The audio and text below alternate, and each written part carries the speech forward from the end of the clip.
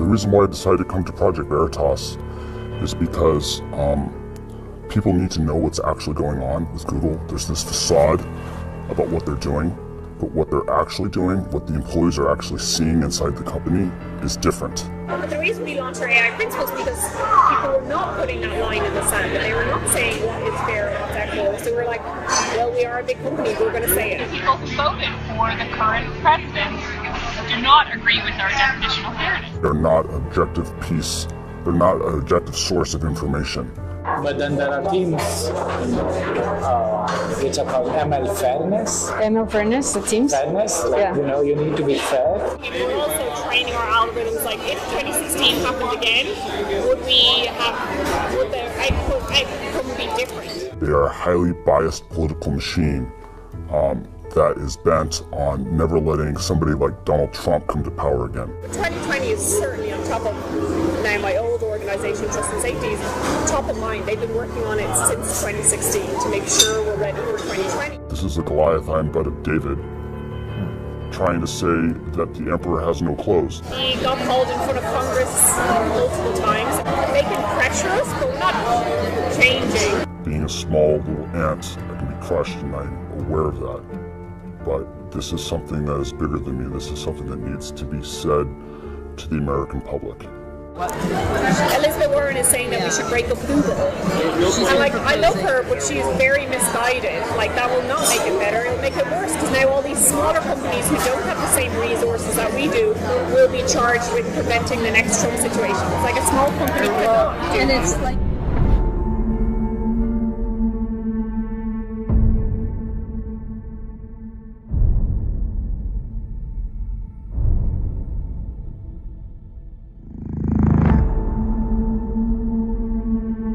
Earlier this year, a Facebook insider exposed deboosting of conservatives on Facebook.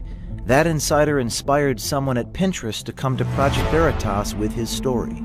Last week, we released a report from the Pinterest insider Eric Cochran detailing censorship of pro-life and Christian content. The tech companies can't fight us all. Today, we bring you a Google insider, a brave man who came forward and brought us a story that will scare you. I think sunlight is the best disinfectant, and people need to start asking questions. A couple weeks before the Google insider came forward, Project Veritas secretly recorded with Gennai, a Google executive. Gennai talks about making sure when people search for things through machine learning algorithms, Google's political agenda is always present. We all got screwed over in 2016. Again, it wasn't just us, it was like people got screwed over, the news media got screwed over, like everybody got screwed over, so now we're rapidly being like, what happened there? How do we prevent it from happening again? Right after Donald Trump won the election in 2016, the company did a complete 180 in what they thought was important. Before, they thought self-expression and giving everyone a voice was important. But now they're like, hey, there's a lot of hate, and because there's a lot of hate, misogyny, and racism, that's the reason why Donald Trump got elected. And so we need to fix that. And we need to start policing our users because we don't like to have an outcome like that. We don't want to have an outcome like that to happen again. Yeah, let's talk a little about that. Tell me more about what you observed at these meetings right after Trump was elected. Who said it? What was said exactly? So the things that changed was that the TJFs, they started talking about the need to combat hate and racism online, and also at YouTube they had the same talks by the CEO Susan, and they talked about combating that and getting rid of unfairness. And so slowly they started introducing the concept of machine learning fairness. Gennai is the head of responsible innovation at Google Global Affairs. She determines policy and ethics for machine learning, or artificial intelligence. What we've learned is that AI is increasingly what Google search is all about. The reason we launched our AI principles is because people were not putting that line in the sand, and they were not saying what is fair and what's equitable. So we're like, well, we are a big company, we're going to say it. Where my definition of fairness and bias specifically talks about historically marginalized communities, and that's who I care about. Communities who are communities who are in power and have traditionally been in power are not who I'm solving fairness for. Our definition of fairness is one of those things that we thought would be like obvious and everybody would agree to, and it wasn't. Like there are the same people who voted for the current president do not agree with our definition of fairness. Fairness is a dog whistle. It does not mean what you think that it means, and you have to apply doublethink in order to understand what they're really saying.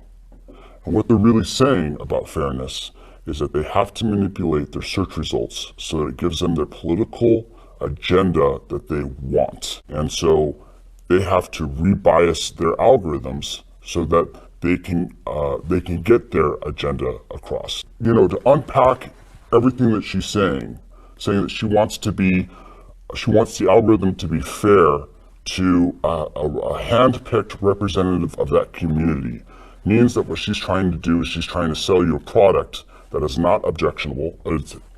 What she's trying to do is she's trying to sell a product that's not objective, that doesn't represent the will of its users, but instead represents the will of a group of people making decisions behind the shadows.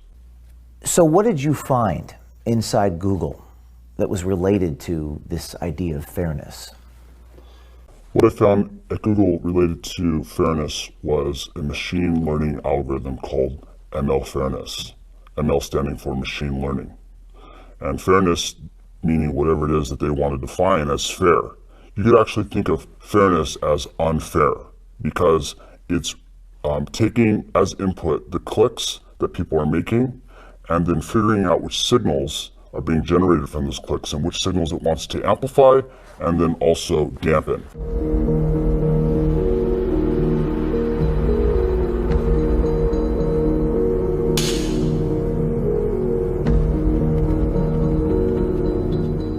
So I have google.com up in front of me, and I'm going to try to put this AI machine learning thing to the test. I'm going to type in the following words: men can.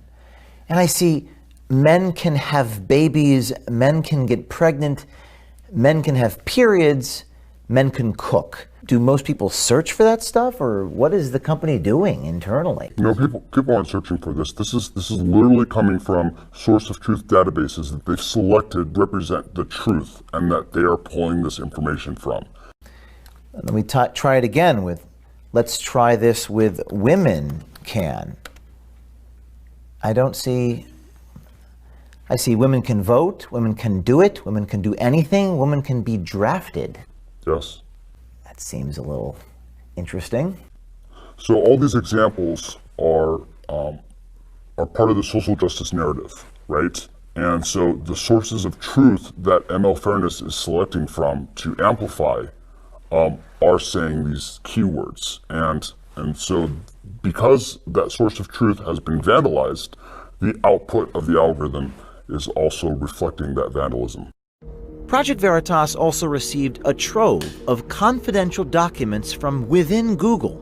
This document is about algorithmic unfairness. It reads, quote, "For example, imagine that a Google image query for CEOs shows predominantly men. Even if it were a factually accurate representation of the world, it would be algorithmic unfairness," unquote. Gaurav Gite, a Google software engineer, independently verified the thesis of this document. But then there are teams which are called ML fairness. ML fairness, it seems. Fairness, like, Yeah. you know, you need to be fair. Yeah. So they're trying to modify the model such that even if the data for female CEOs is It's low. it's low. It kind of balances out. It still balances out. Now, this is a confidential document, correct? Yes. It's not a document that Google has come out and admitted that this is their process. That's correct. And in this document, it says, I'm going to read from it. In fact, if you brought this up without the document, they would say that this is a conspiracy theory. Wow. So then they wouldn't admit this publicly. They would never admit this publicly. In this document, it says, in some cases, it may be appropriate to take no action if the system accurately affects current reality, while in other cases, it may be desirable to consider how we might help society reach a more fair and equitable state via product intervention. What do they mean by that? So what they want to do is they want to act as gatekeepers between the user and the content that they're trying to access. And so they're going to come in, they're going to filter the content, and they're going to say, actually, we don't want to give the user access to that information because it's going to create an outcome that's undesirable to us.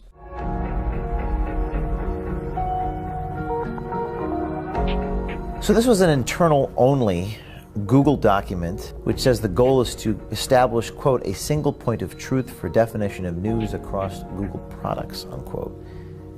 What does this mean? When they mean single point of truth, what they mean is alignment with the narrative. And so the narrative is manufactured by establishment players, and what they're looking to do is they're looking to boost authoritative content.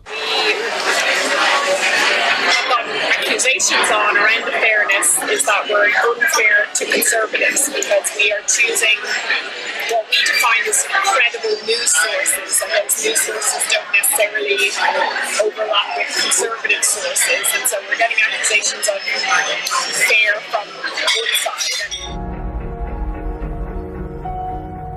Does Google have an editorial agenda?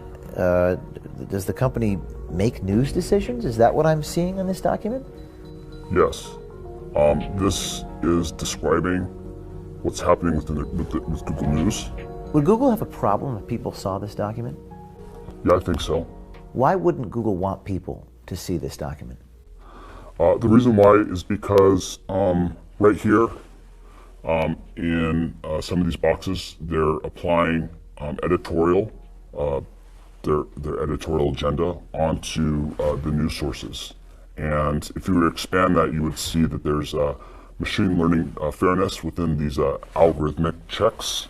And they state right here that it's for crawlability and extractability, but in reality, it doesn't fall in line with their agenda. And if it does, it pops to the top, and if it doesn't, then it gets buried. Other internal documents expose Google's hopes for ML fairness. Training data are collected and classified. Algorithms are programmed. Media are filtered, ranked, aggregated, and generated.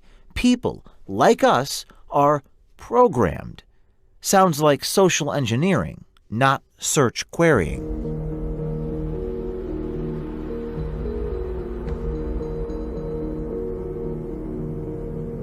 Google's power has become a political issue, with politicians on both sides of the aisle debating whether antitrust legislation or other regulations and controls are in order.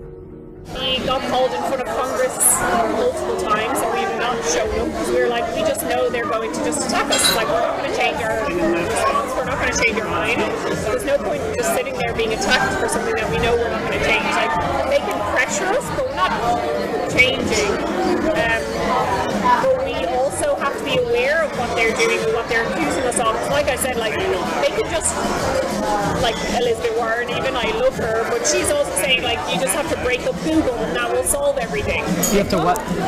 Elizabeth Warren is saying that we should break up Google. And, like, I love her, but she's very misguided. Like, that will not make it better, it'll make it worse, because now all these smaller companies who don't have the same resources that we do will be charged with preventing the next Trump situation. It's like a small company cannot do. And it's like The White House won't play a role in making things more fair, so people are holding us accountable to fill in the gap of what should be done. Right now, there's a lot of chatter in Washington, D.C., antitrust discussions and legislation being mentioned about breaking up Google. How do your bosses or the people that you work with inside of Google feel about that? For the most part, they're ignoring it. To them, it's not even happening. They don't see it as a real threat because it's something that's already happened before and passed. She just said what Google's really thinking, and they won't say in public. But she just said, you know, what a lot of us see and know to be true. And you guys just got her, and she just said the truth. They're not an objective piece. They're not an objective source of information. They are a highly biased political machine that is bent on never letting somebody like Donald Trump come to power again. 2020 is certainly on top of now my old organisation, Trust and Safety, is top of mind. They've been working on it since 2016 to make sure we're ready for 2020. So training our algorithms, like if 2016 happened again, would the outcome be different? It's unclear what Gennai is exactly referring to, but Google's political agenda is undeniable.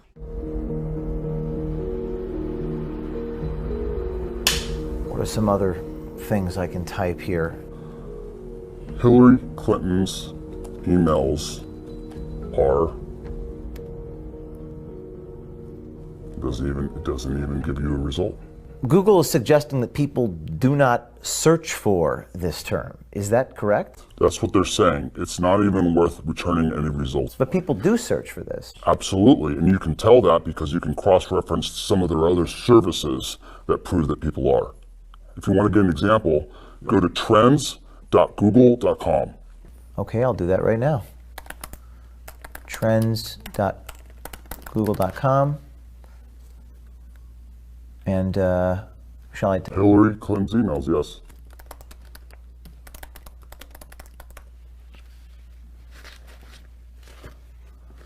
Okay, and set it to the last 5 years.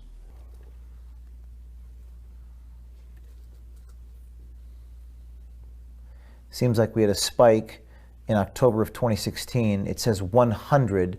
I guess is that 100? It's all relative. So in order to get an idea of the relative importance of this, you're going to want to compare it against another search term. Let's type in Donald Trump's emails. Okay. Show me what I'm looking at here. So what we see right here is relative to the search term of Hillary Clinton's emails, Donald Trump's emails has no search traffic. No search traffic. Now let's go back to google.com and search for Donald Trump's emails, and it should show us no autocomplete because according to Google, no one searches for it compared to Hillary Clinton's emails. But it does. It gives us a whole bunch of different examples for autocomplete. So fewer people search for this and it autocompletes, and everyone searches for Hillary Clinton's email and it doesn't. That's right. What's the explanation? Well, according to them, Hillary Clinton's emails is a conspiracy theory and it's unfair to return results based on her emails. And so through their program of ML fairness, they've deleted the autocomplete off the internet like it didn't even exist. How did they do that? Was it manually? Was it a human being? Was it a machine? AI? Well, the way that it works is that they're training the AI now with a bunch of humans that you consider them social justice warriors or whatever you want to label them, but they are feeding the information and training the AI so that it will return results like this. And when they aren't able to train it, there's actually someone that will go through and manually delete certain keyword terms or put it as a blacklist. There's a lot of people filing bugs internally against Google, against these invalid results, and they ignore them because they've got no interest in fixing things that go against their social justice narrative or reduce what they consider to be fair. Google is protected by Section 230 of the Communications Decency Act. It says, quote, "No provider or user of an interactive computer service shall be treated as the publisher or speaker of any information provided by another information content provider," unquote. Meaning Google is not liable for any content on their platform. Some people think a solution is this Section 230 and taking it away. I mean, they violated not only the letter of the law, but the spirit of the law. Section 230 says that in order for them to be a platform, they can't censor the content that they have. And instead, they've decided to act as a publisher, making them responsible for everything that they put on. And they're still masquerading as a platform, even though they're acting as a publisher. It doesn't stop with Google search. Our insider says political biases are censoring voices on YouTube, owned by Google as well. He says the YouTube rollout discussion was at a rather bizarre location. They didn't have it. It was a special occasion that happened in May, and they They invited us all to the Masonic Temple to talk about the future of the company for YouTube, and they described that they were going to have more content filtering. And right after that happened, a lot of the content creators started to get demonetized, and their videos started to get deranked. I'm talking about Dave Rubin, talking about Carpe Diem, talking about Tim Pool, and a lot of the other content creators that are within the YouTube ecosystem just saw their view counts just go through the floor. What did YouTube do to make their view counts go down? So Google is targeting what they consider to be right-wing news commentators. So that includes Tim Pool, Dave Rubin, Stephen Crowder, and a host of other right-wing people that they are coming in and they're deciding that they don't want these opinions to have a wide appeal. And so they're coming in and they're putting their thumb down and they're deciding which content the users are allowed to see. The way that Google is able to target people is that they take videos and then they do a transliteration through using artificial intelligence. And they look at the translated text of what those people are saying, and then they assign certain categories to them, like right-winger or news talk, and then they're able to take those and apply their algorithmic rebiasing unfairness algorithms to them so that their content is suppressed across the platform. Specifically, the insider verified that PragerU, the conservative educational YouTube channel, and talk show host Dave Rubin's videos received heightened analysis in the artificial intelligence program Viacom. Viacom polices YouTube distribution, singling Prager and Rubin out as right-wing and news talk. So they're applying narrative control. What's scary about this to you? What's scary is that Google's deciding what's important and what's not important. They are going through and they're effectively deleting conversations from the national narrative. It reminds me of a book called 1984, and that should have been a warning. 1984 should not be a user manual on how to run society. And Google is falling directly into that trap, where they're deciding what gets read, what gets consumed, what people are able to click on, what appears. You know, it reminds me a lot of fascism. Like, you know, it's not just about burning books. When videos get pulled off of a platform, that's also a form of censorship. I've been living this for, you know, years. And so, you know, it's like, yeah, that's what it is. And for other people, it's shocking. But for me, it's like, this is why I'm coming forward. Because it is shocking. And people have no idea that it's happening. And they still think that Google is an objective source of information, and it's not. Are you afraid? I am afraid. I was more afraid, but I had a lot of difficulty with the concept of, you know, my life ending because of this. But I imagine what the other world would look like, and it's not a place that I'd want to live in. What do you think is going to happen next for you? Hopefully I get away with it and nothing bad happens, but bad things can happen. I mean, this is a behemoth, this is a Goliath, I'm but a David, trying to say that the emperor has no clothes. And being a small little ant, I can be crushed, and I'm aware of that. But this is something that is bigger than me. This is something that needs to be said to the American public. This year, insiders approached Project Veritas and told their stories, exposing the giants in Silicon Valley. Thanks to the bravery and courage these insiders are showing, big tech is being held accountable. This is a watershed moment. It's not the New York Times or CBS News doing the work. It's individual citizens, anonymous heroes who put their careers on the line, and they've struck a nerve and found their voice at Project Veritas. People always ask me, what can I do? You can follow the lead of Eric Cochran and the Google Insider. You too can be brave, wear a camera, and contact us securely at projectveritas.com/brave.